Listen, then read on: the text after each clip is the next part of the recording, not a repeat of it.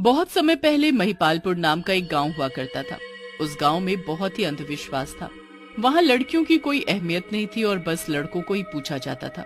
उस गांव के हालात इतने बुरे थे कि अगर किसी के घर कोई लड़की पैदा हो जाती तो वहां की मुखियाइन सावित्री देवी उसे तभी के तभी मरवा देती। उस गांव में महेश नाम का एक आदमी अपनी पत्नी सीमा के साथ हंसी खुशी रह रहा था। सीमा और महेश की शादी को करीब 8 साल हो गए थे, पर उनके कोई बच्चा नहीं था। एक दिन की बात है जब सीमा की तबीयत काफी खराब हो गई थी। चलो सीमा, मैं तुमको वैद्य के पास ले चलता हूँ। मेरी हालत बिल्कुल भी चलने के लायक नहीं है जी। ठीक है, फिर मैं वैद्य को यहीं बुला लाता हूँ। महेश फिर वैद्य को घर लेकर आता है। वैद्य सीमा को देखता और खुशी से बोलता है, अरे महेश बेटा, मुबारक हो, तुम बाप बनने वाले हो। क्या सच में? आप सच बोल रहे हो ना? महेश और सीमा की तो खुशी का ठिकाना ही नहीं होता। इतने सालों बाद उनके घर इतनी बड़ी खुशी आती है। महेश सीमा का बहुत ध्यान रखता है और सीमा भी हर पल अपने बच्चे का इस दुनिया में आने का इंतजार करती है। जैसे तैसे करके पूरे 9 महीने बीत जाते हैं और इतने इंतजार के बाद एक रात सीमा की तबीयत बिगड़ जाती है।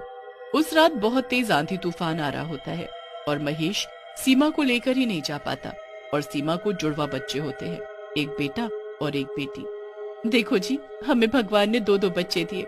हमारी बेटी तो देखना कितनी सुंदर है, कितनी प्यारी है। सच में सीमा, ये तो बहुत ही प्यारी है। इसका नाम हम परी रखेंगे। सच में बिल्कुल परी जैसी है ये। पर ये तो लड़की है ना, इसको तो सावित्री देवी ले जाएगी, इसे मार डालेगी। नहीं नहीं, मैं अपनी बेटी नहीं दूंगी। आप यहाँ से भाग चलो, हम अपनी बेटी को मरने नहीं देंगे। मैं अपनी बेटी को कुछ नहीं होने दूंगा। हमें इसे उस सावित्री देवी से बचाना होगा। एक काम करते हैं, मैं इसे अभी के अभी तुम्हारी बहन को शहर दे आता हूँ। बस यही तरीका है इसे बचाने का। नहीं, मैं इसे अपने से दूर नहीं करूंगी। एक काम करती हूँ, मैं इसे छुपा दूंगी और घर से बाहर ही नहीं निकालूंगी। और गांव वालों को क्या पता कि हमें जुड़वा बच्चे हुए हैं। हाँ, ये तरीका भी सही है। बस फिर उस दिन से महेश और सीमा परी को घर में छुपा कर रखने लगते हैं। धीरे धीरे सालों निकल जाते हैं और परी काफी बड़ी हो जाती है। परी, तुम घर के अंदर ही रहना और बाहर बिल्कुल मत निकलना। ठीक है बाबा। सबके जाने के बाद परी चुपके से खिड़की के बाहर देखने लगती है। परी का बाहर घूमने जाने का बहुत मन करता है। अगर मैं बाहर गई और माँ को पता लग गया तो माँ बहुत डांटेगी। पर मैं ऐसे कब तक घर में रह सकती हूँ? आज बाहर जाकर देख ही आती हूँ कि आखिर कैसा है हमारा गांव। परी बिना कुछ सोचे समझे घर से निकल पड़ती है। अब गांव के लोग परी को देखकर हैरान हो जाते हैं। अरे, हमारे गांव में लड़की कौन? परी को पूरे गांव में एक भी लड़की दिखाई नहीं पड़ती। हर जगह छोटे हो या बड़े, बस लड़के ही लड़के होते हैं। परी ये सब देखकर बड़ी हैरान होती है, पर फिर वो ये सब भूलकर अपना घूमने लगती है। घूमते घूमते परी शांति देवी के घर के बाहर पहुंच जाती है। ए लड़की। जी बोलिए। कौन हो तुम और यहाँ हमारे गांव में क्या कर रही हो? मेरा नाम परी है, मैं यहीं पास में रहती हूँ। वो शांति देवी है ना, बस उनसे बचाने के लिए मेरी माँ मुझे घर से बाहर ही नहीं निकलने देती। शांति मन ही मन गुस्से में लाल हो जाती है। उसे समझ ही नहीं आ रहा होता कि उससे बचाकर आखिर किसने एक लड़की को छुपा रखा था। शांति देवी परी से उसके माँ बाप का नाम पूछती है और फिर परी को वहाँ से जाने देती है। परी पूरा गांव घूमकर घर वापस आ जाती है। परी के माँ बाप और भाई को अगले दिन आना होता है, इसलिए वो अकेले ही घर में सो रही होती है।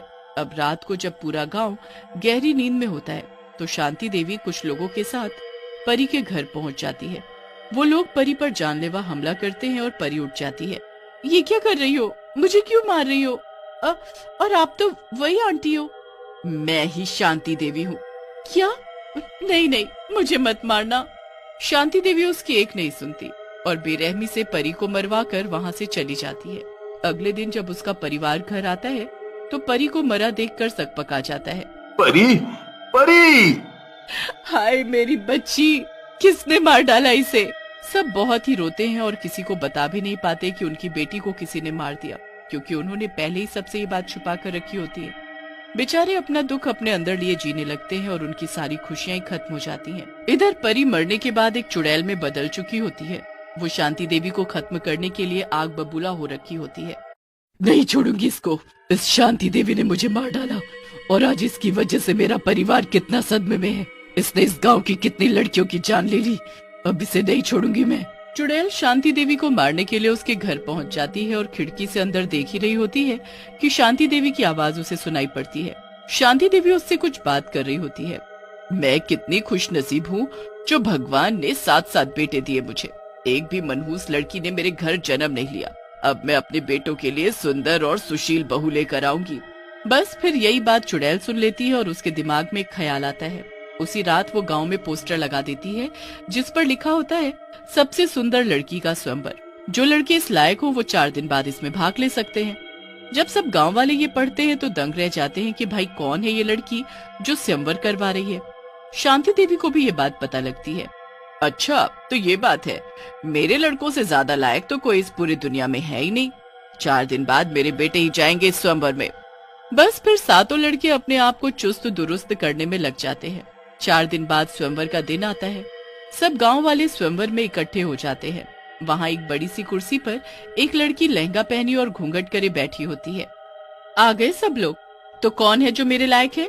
अब तू कौन है जो हमारे गांव में स्वयंवर रखकर बैठी है? मैं कोई ऐसी वैसी लड़की नहीं, मैं दूसरे गांव की सरपंच की लड़की हूँ। मेरे पिताजी ने मुझे खुद दूल्हा ढूंढने का हक दिया है। 8 गांव में देख चुकी, मुझे पसंद ना आया तो आज इस गांव में देखने आ गई कि यहाँ कोई मर्द है या फिर सब यहाँ भी ऐसे ही हैं। ए लड़की, मेरे बेटों को कुछ ना बोलियो, उनके जैसा कोई नहीं। बता क्या करना है, वो सब कर सकते हैं। बस फिर वो चुड़ैल घूंघट में बैठी रहती है और एक एक करके सभी लड़कों की परीक्षा लेती है। आखिर में चुड़ैल उसमें से एक लड़के से शादी करने को तैयार हो जाती है। ए लड़की, तूने तो मेरे बेटों को अच्छे से परख लिया, पर तू खुद क्या इस काबिल है? बोलो, मैं क्या करके दिखाऊं? शांति देवी फिर उससे अलग अलग काम करवाती है। कभी भैंस का दूध निकलवाती है तो कभी घर का काम। सारे काम चुड़ैल इतने बढ़िया करती है कि शांति देवी एकदम खुश हो जाती है और अपने बेटे और उसकी शादी करवा देती है। अरे अब तो अपनी शक्ल दिखा। हाँ क्यों नहीं माँ जी, मैं तो अब आपकी बहू बन चुकी हूँ। अब तो आपका हक बनता है मेरी शक्ल देखना।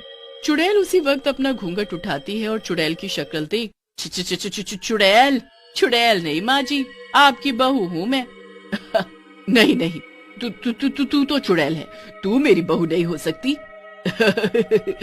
अब मैं ही तेरी बहू हूँ और अभी तेरे साथ तेरे घर जाऊंगी। मुझे तू क्या कोई नहीं रोक सकता। मुझे रोकने की कोशिश की तो अभी तेरी जान ले लूंगी। शांति देवी डर जाती है और उसके साथ गांव वाले भी। अब वो चुड़ैल उसकी बहू बनकर उसके घर जाती है और उसी रात अपने सबसे छोटे देवर की जान ले लेती है। शांति देवी और सारे गांव वालों की आंखें फटी की फटी रह जाती हैं। शांति देवी जोर से चिल्लाती है, हाय मेरा लाल, मेरा बेटा।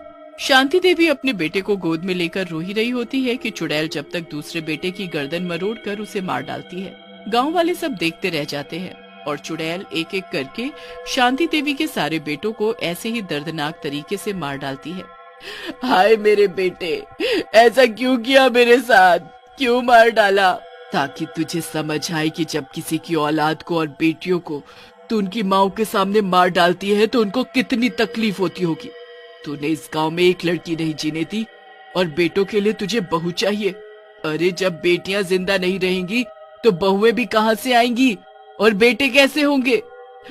बेटी तो किसी को नहीं चाहिए होती, सबको लड़का चाहिए और तुझे इन सब से क्या लेना देना? आज तक इस गांव का कोई आदमी ये बात ना बोल पाया मुझसे, क्योंकि मैं इस गांव की बेटी हूँ जिसे मेरे माँ बाप ने छुप कर पाला था, पर बड़े होते ही तूने मुझे मरवा डाला। आज मैंने अपना बदला ले लिया। अब ना तेरे पास औलाद रही और ना हो सकती है। तो ऐसे ही तड़प जैसे ये गांव वाले तड़पे हैं। चुड़ैल ये सब कहकर वहाँ से चली जाती है और गांव वाले ये सब देखकर बड़े खुश होते हैं। तभी वहाँ एक दाई एक बच्ची को लेकर आती है। शांति देवी, वो बिमला थी ना, उसकी बेटी हुई है। बिमला तो जन्म देते ही मर गई, बाप इसका पहले ही बीमारी में मर गया था। अब इसको लो और मार डालो। नहीं नहीं, मैं ऐसा कैसे कर सकती हूँ? इतने सालों से जो पाप करते आई हूँ, आज मुझे मौका मिला है उसका पश्चाताप करने का। मैं पालूंगी इसे और अब से इस गांव में कोई हत्या नहीं होगी।